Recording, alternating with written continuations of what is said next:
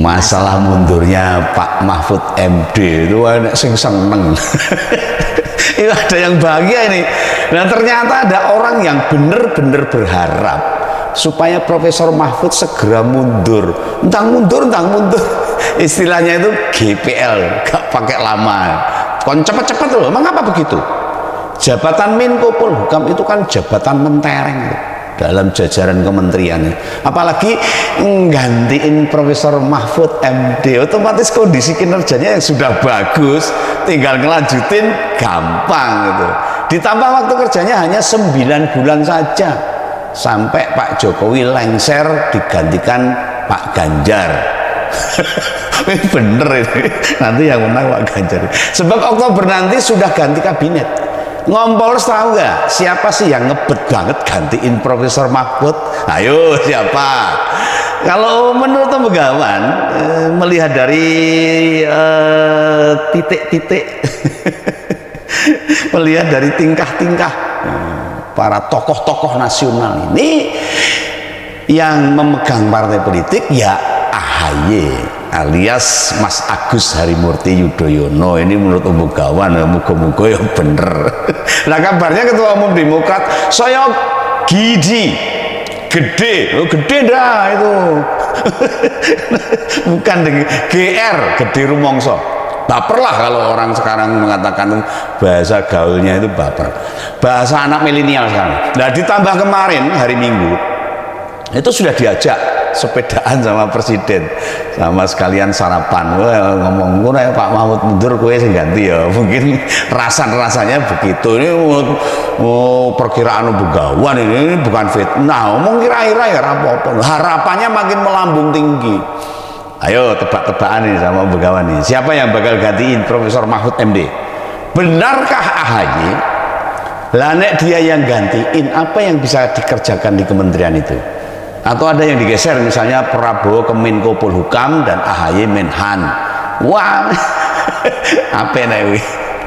Jos. Oh ya, sebelum dilanjut, ini ada kabar agak menyedihkan ini. Begawan ikut sedih, ikut prihatin ini. Kabarnya siang tadi Pak Prabowo itu dibawa ke rumah sakit Angkatan Darat itu.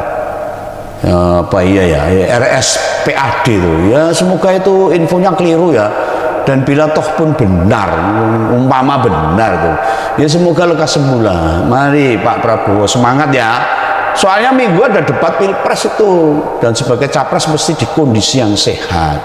Ditambah putaran kedua masih Juni loh Pak Prabowo harus tetap sehat guna membuktikan benarkah Pak Prabowo kesehatannya masih layak setidaknya bertarung di pilpres ini, apalagi pertarungan putaran kedua. Nah enggak ya, tak salah ke tim kesehatannya ini waktu pendaftaran capres dan cawapres.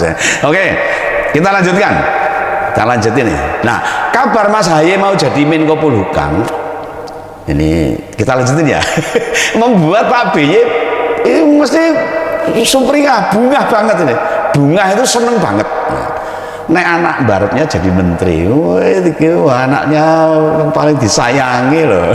Ini bakalan ditenteng kemana-mana nih. Wah jadi menteri Menko Polhukam.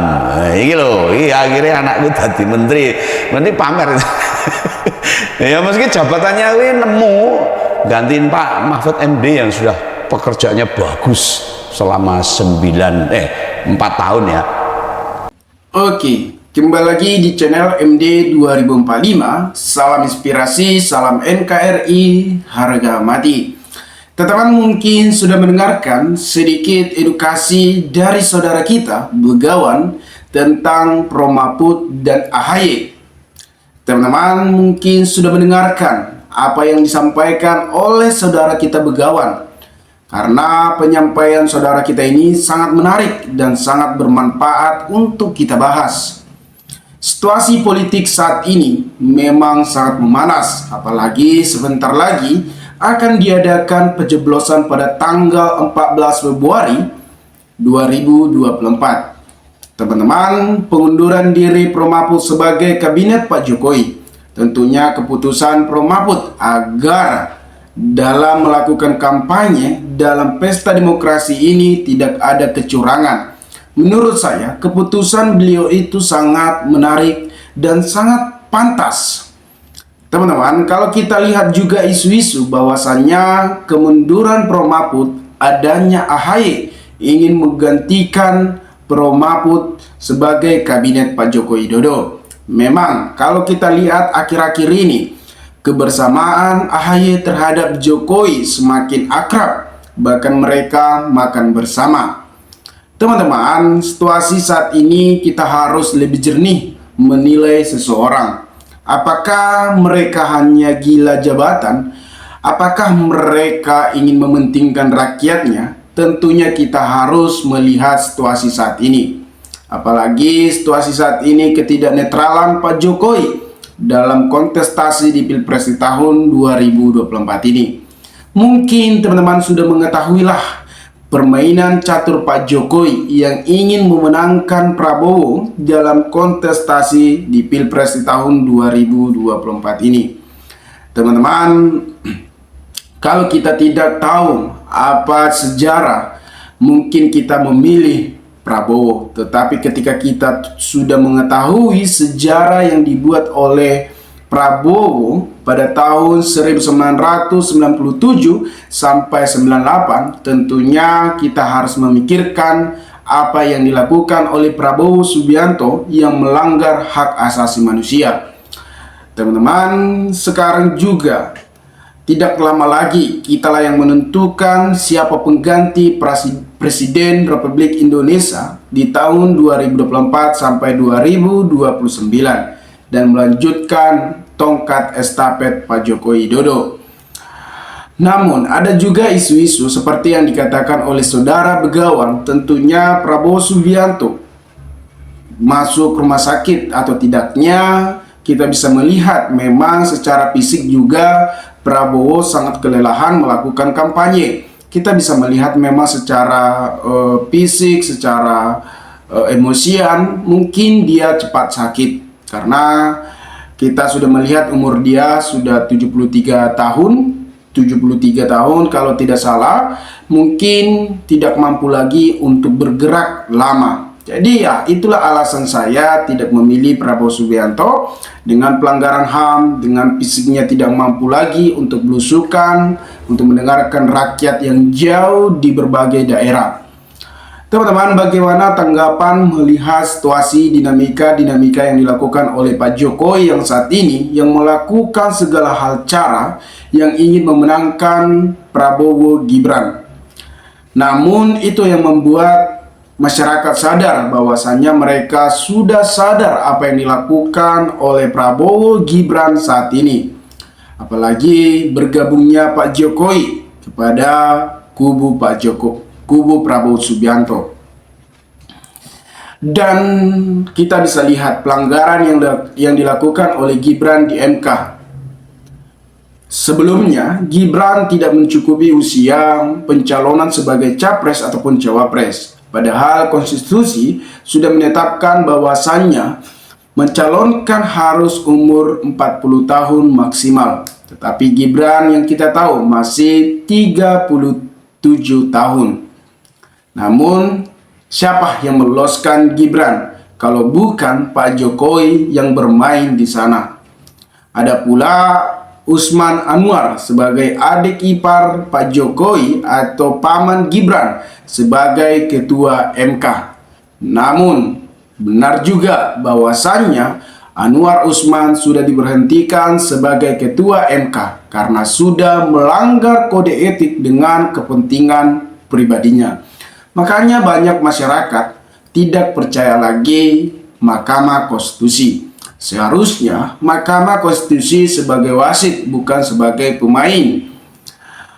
Kurangnya kepercayaan masyarakat terhadap MK, ya tentunya karena permainan-permainan yang meloloskan Gibran yang memberikan karpet merah. Ya sudahlah. Lagi pula besok sudah pengadaan pencoblosan Presiden Republik Indonesia. Tentukanlah pilihan teman-teman, siapa yang layak menjadi presiden dan siapa yang tidak layak menjadi presiden. Kita doakan saja tidak ada kecurangan dalam pemilu di tahun 2024 ini. Karena akhir-akhir ini banyak yang melakukan kecurangan karena hanya ambisi semata yang ingin berkuasa di negara kita ini. Adanya permainan politik dinasti, adanya permainan oligarki. Jangan biarkan mereka memimpin negara Republik Indonesia ini. Karena ketika mereka memimpin negara Republik Indonesia ini, maka hancurlah karena mereka hanya mementingkan kekuasaan, bukan masyarakat, bukan mementingkan Indonesia, melainkan kepentingan pribadinya sendiri.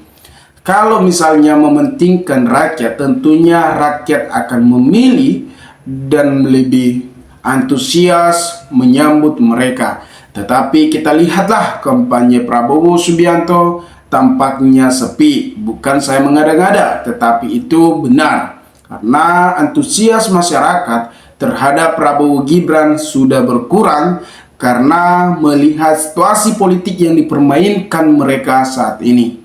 Banyak pengamat politik yang mengkritik soal hak asasi manusia dan politik dinasti dan manuver-manuver Pak Jokowi. Tentunya banyak yang mengkritik tindakan-tindakan yang dilakukan oleh Pak Presiden Joko Widodo. Kita juga mengetahui situasi saat ini tidak jauh berbeda apa yang dilakukan oleh Jokowi semasa Soeharto. Banyak guru-guru besar yang menyuarakan karena permainan Pak Jokowi saat ini. Coba bayangkan teman-teman, guru besar sudah turun tangan. Artinya situasi negara Indonesia ini semakin darurat. Maka kita sebagai anak muda, kita harus berani menyuarakan kebenaran. Jangan hanya pengikut, tetapi kita harus bergerak. Nah, menurut saya, siapa yang layak menjadi presiden? Tentunya Ganjar Pranowo. Karena Ganjar sudah berpengalaman, sudah teruji. Karena beliau sudah pernah menjabat sebagai Gubernur Jawa Tengah 2 kali. Dan Prof. Mahfud sebagai mantan MK. Nah, ini menjadi salah satu alasan saya mengapa memilih beliau. Karena mereka integritas yang kuat dan pro kepada masyarakat dan dekat kepada masyarakat. Tentunya inilah sosok pemimpin yang sederhana. Yang dulunya seperti Pak Jokowi yang dilahirkan dari keluarga sederhana. Tetapi saat ini kita harus memahami situasi-situasi saat ini. Teman-teman, dimanapun Anda berada, maka berikanlah tanggapan teman-teman di kolom komentar agar kita bisa saling tukar pikiran satu antara lain. Salam inspirasi, salam NKRI, MD 2045 melaporkan.